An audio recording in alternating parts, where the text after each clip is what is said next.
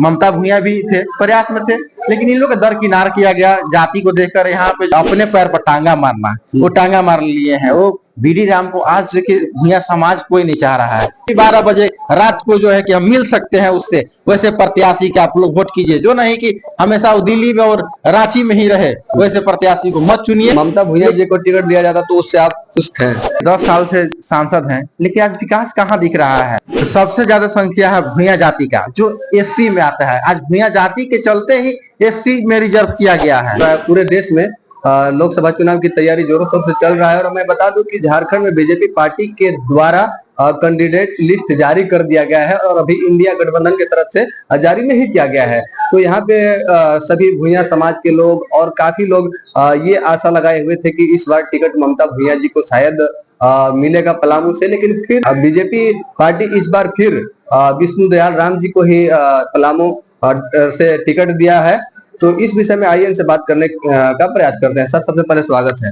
जी धन्यवाद। और मेरा नाम अभय कुमार भूया हुआ और भारतीय कम्युनिस्ट पार्टी के नौजवान संघ के जिला सचिव हुए। सर, आपके जैसे भूया समुदाय के लोग ज्यादातर ये आशा लगाए हुए थे कि इस बार लोकसभा चुनाव में टिकट ममता भूया जी को यहाँ से मिलेगा, लेकिन फिर से विष्णु दयाल राम जी को मिला है। सर, इस पे आप क्या कहेंगे? जी देखिए, जैसे पूरे झारखंड में 14 लोकसभा क्षेत्र हैं, सीट हैं। यहाँ पे पलामू ही सिर्फ एससी रिजर्व जो है, यहाँ सिर्फ पलामू को ही एससी रिजर्व किया गया है। इससे साफ जाहिर होता है कि यहाँ एससी के अनुसूचित जाति का संख्या ज्यादा है।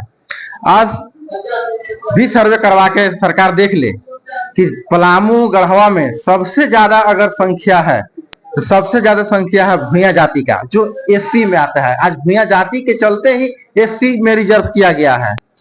ये चीज को भूल रहे हैं। और यहाँ पे जब भाजपा की बात आप किए तो भाजपा की सरकार जो है हमेशा यहाँ पे जो है कि जिनका कम संख्या है, यहाँ पे एससी में भी 4-5 कास्ट आते हैं, इनका कम संख्या, उनको टिकट देने का काम करते हैं और बाहरी को जो है ना कि थोपने का काम करते हैं। यहाँ पे देख रहे हैं कि 3 बार से बीडी राम को, जो पासवान समाज से आते हैं, पासवान समाज की कितना संख्या है यहाँ पे पलामू गढ़वा में। भूया अगर देखिए सर, बीडी राम जी अगर अच्छा विकास कर रहे हैं तो इसमें समाज पे क्या बात लेकर जा रहे हैं? अगर विकास तो वो कर रहे हैं तो सभी के लिए कर रहे हैं, पर पर्सनल एक समुदाय के लिए तो विकास वो नहीं कर रहे हैं। नहीं, वो आज देखिए 10 साल से सांसद हैं, लेकिन आज विकास कहाँ दिख रहा है? आज बोलते हैं कि हम गोद लिए हुए हैं। कई गांवों को हमने गया है, कई गांवों में जहाँ गोद लिए हैं। एक पाटन छतरपुर क्षेत्र में है, किशुनपुर गांव में के लिए है, वो हम वहाँ भ्रमण किया है, वहां पे देखा है, लेकिन कहाँ विकास है वहां पे। बात कर रहे हैं ममता भूया जी के बारे में, तो क्या लगता है कि अगर ममता भूया जी यहाँ की सांसद बनती तो विष्णु दयाल राम जी से बेहतर वो कार्य करती?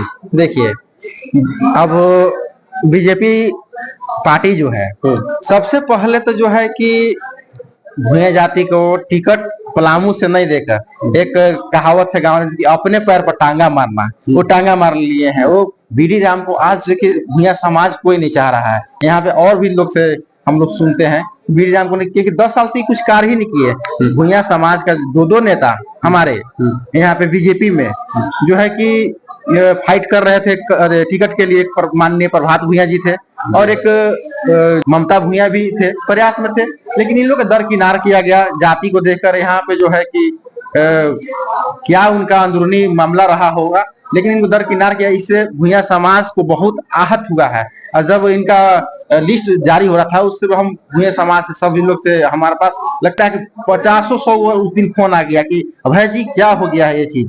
ये जो ममता भूया जी को टिकट दिया जाता तो उससे आप खुश थे? नहीं, ऐसा तो देखिए, जब आप ममता भूया जी को टिकट दिया जाता तब भी आप नहीं खुश थे और अब बोल रहे हैं कि भूया समाज की वजह से उनको टिकट नहीं दिया गया, बीडी राम जी को दिया गया।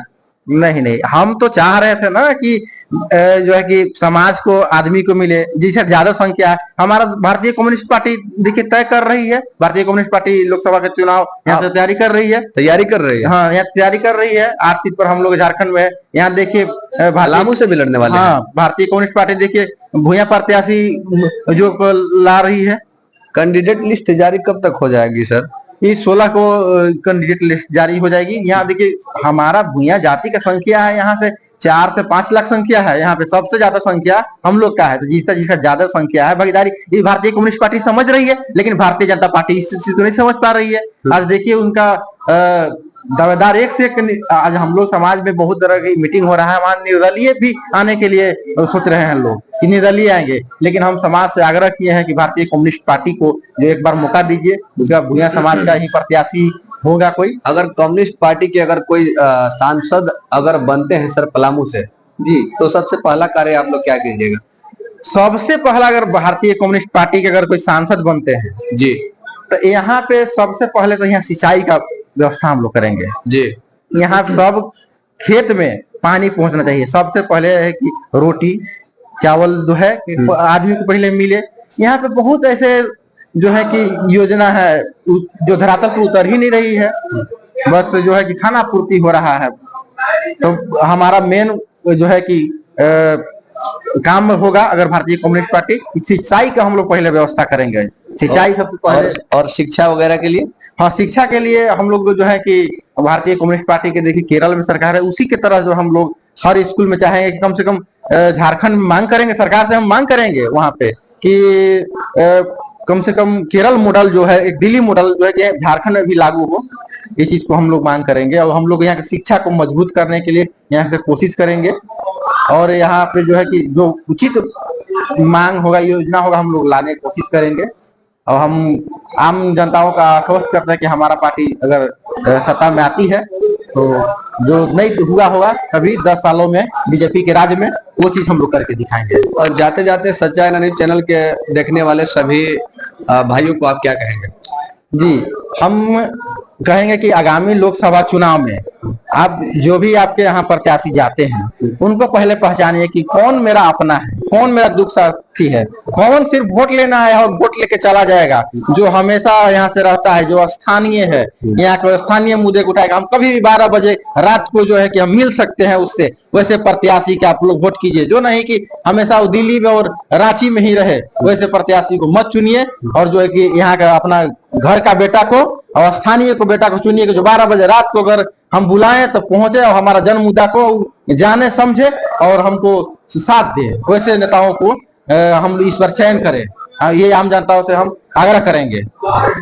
और बाकी जो भी बात उनसे किए, अभय भूया जी हमारे साथ मौजूद हैं और सारी बातों का जवाब ये बेबाक अंदाज में दिए। बाकी आप सब अपना राय कमेंट बॉक्स में जरूर रखिएगा। मिलते हैं नेक्स्ट वीडियो में, तब तक के लिए जय हिंद।